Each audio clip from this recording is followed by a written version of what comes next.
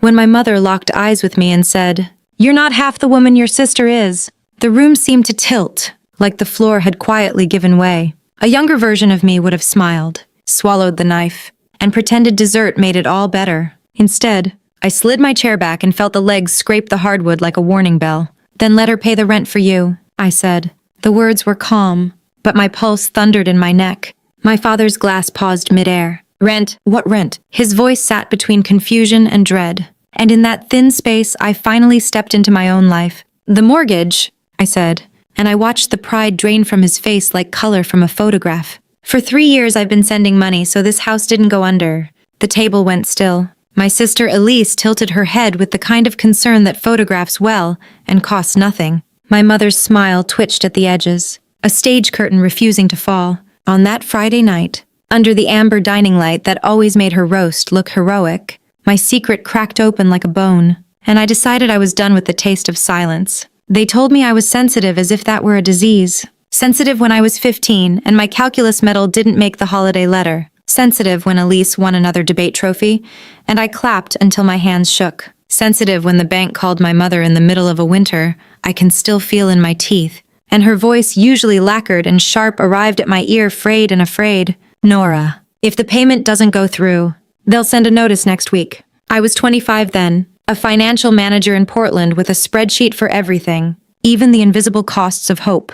I had a plan down payment in 2 years, a balcony that faced morning light, a chair that fit me perfectly. I said yes to saving the house because my mother's breath kept hitching, and because I believed the word family meant a debt we paid together. Just this once turned into a monthly ritual, a tithe to a god that never spoke my name. I automated the transfers on the 15th so I didn't have to watch my hands do it.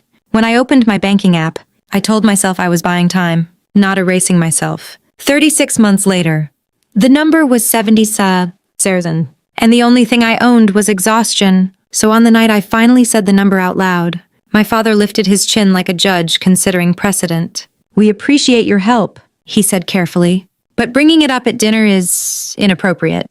The word hung there, perfumed and poisonous.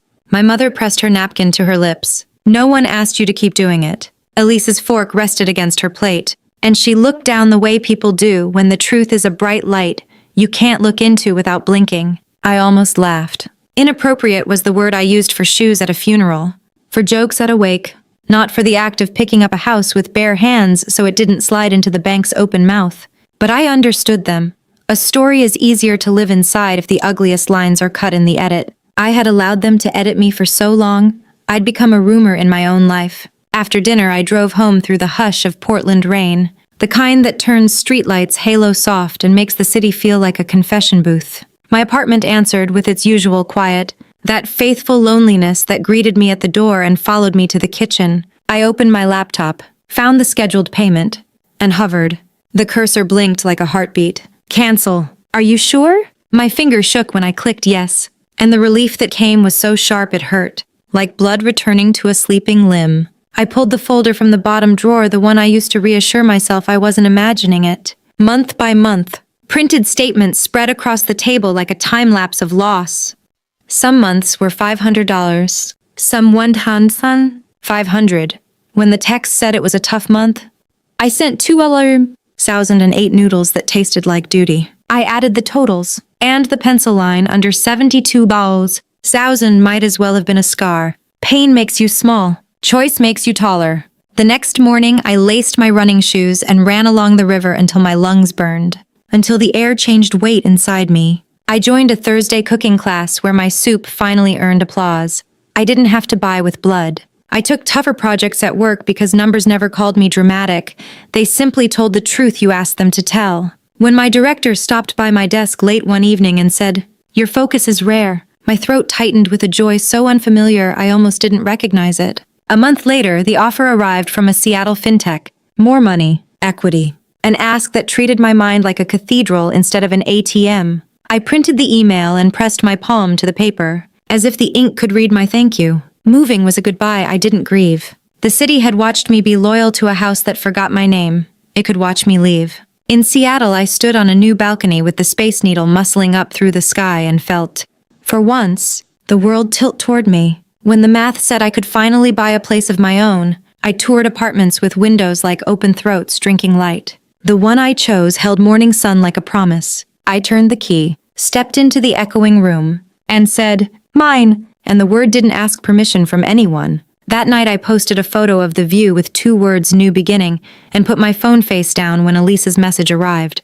"You're really something. Why didn't you tell the family?" I poured a glass of wine and answered the only person left who needed to hear it myself. The photo of the Space Needle glowing against a Seattle sunset should have been nothing more than a milestone for me, a quiet marker of freedom, yet within days of posting it, the call from Mrs. Jensen shattered that fragile calm. Her voice carried the same mix of warmth and worry I had known since childhood. "Nora, dear, I thought you should know," she said. And then came the image. A banner stretched across my parents' house. Bold red letters that screamed what my family wanted the world to believe. "Congratulations, Elise, for preserving the family home."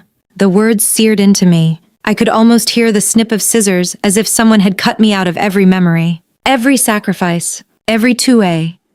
Transfer. I sat there in my apartment. The view of Seattle spread before me, and the air grew heavy with betrayal. They weren't just ignoring me anymore, they were rewriting history, erasing me, and dressing my sister in the skin of my sacrifice. My body went cold, then hot, then hollow. I reached for the folder I had never thrown away. Every bank statement, every printed receipt, every text from my mother that began with "just this once." The weight of the papers in my hands reminded me I wasn't crazy. I wasn't imagining the years that slipped away while I bought their survival with my youth. Grief turned into a steady flame of resolve. They could hang banners, throw parties, and plaster Elise's name across every wall of that house.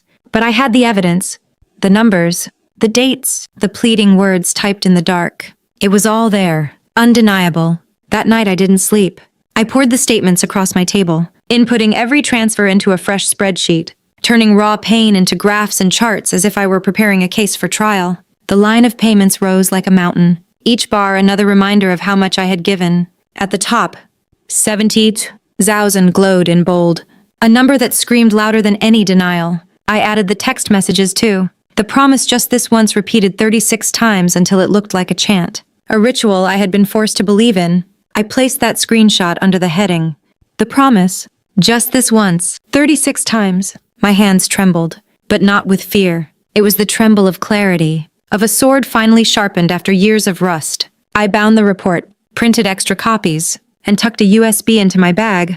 When my cousin Sarah called to whisper about the family appreciation dinner they were planning in Seattle, my decision was already made. This would not be another night of applause for Elise and silence for me. This time, the truth would walk into the room.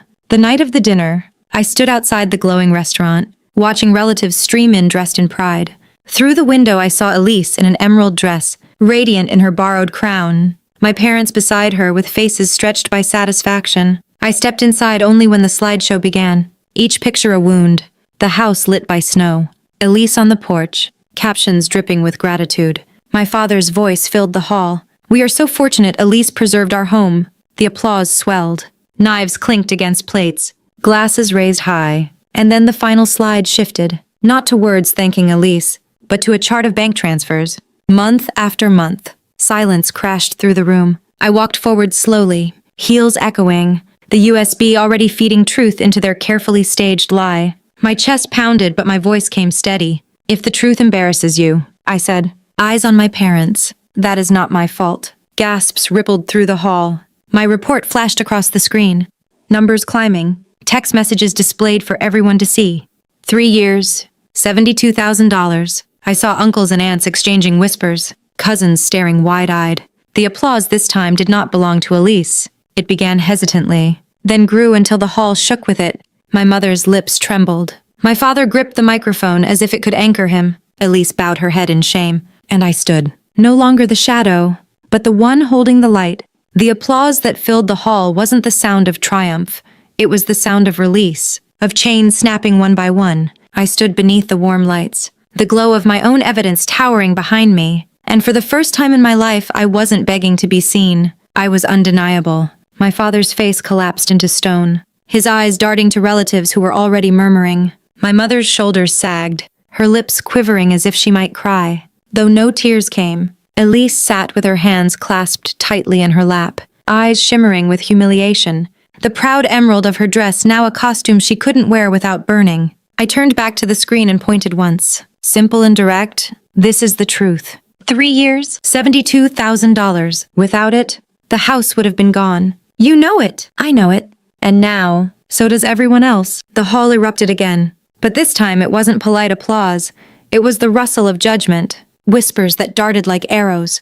I caught fragments. She carried it all herself. How could they give the credit away? Unforgivable. The air itself had shifted. And I knew there was no salvaging the image my parents had painted. The performance was over. The mask ripped clean away. I let the silence stretch, then lowered my hand. I had said enough. Truth doesn't need volume, it just needs oxygen. I walked out under the weight of every gaze, my heels striking the wooden floor like a gavel sealing a verdict.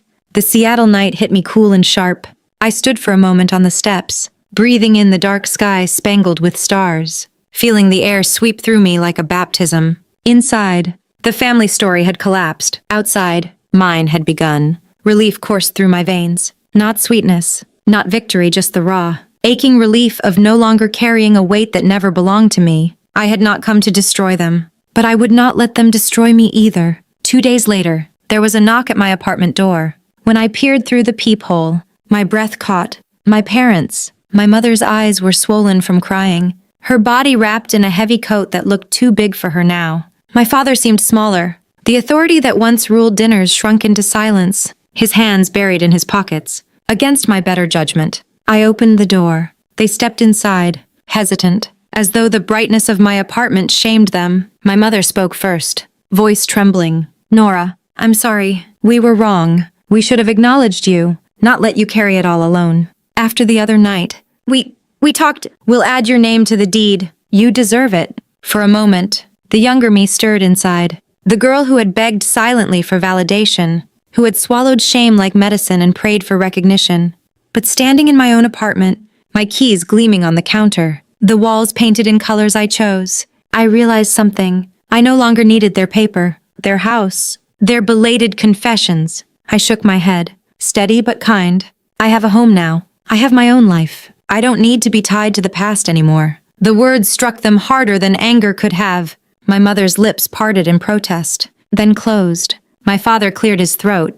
But that was your work, your sacrifice, you earned it. I cut in gently. What I deserve isn't a name on your deed. What I deserve is respect, and you couldn't give me that. My father turned his face away. My mother's shoulders trembled, but I didn't bend this time. I had already built something greater than their approval. When they left, the silence that followed wasn't heavy anymore. It was spacious. I sat by the window, watching the lights ripple over the river, and felt every moment of the last 3 years settle into clarity. Those nights of wiring money, the tears I hid after every dinner, the countless times I believed their promises, all of it had forged me into steel. I no longer hated the sacrifices because they had carved out a strength I never knew I had. And I no longer craved the place at their table because I had built my own. That night, as I leaned back in my chair, I felt something inside me loosen for good. I wasn't the shadow of Elise, the sensitive one, the forgotten daughter. I was Nora, the woman who had saved a house, walked away from its silence,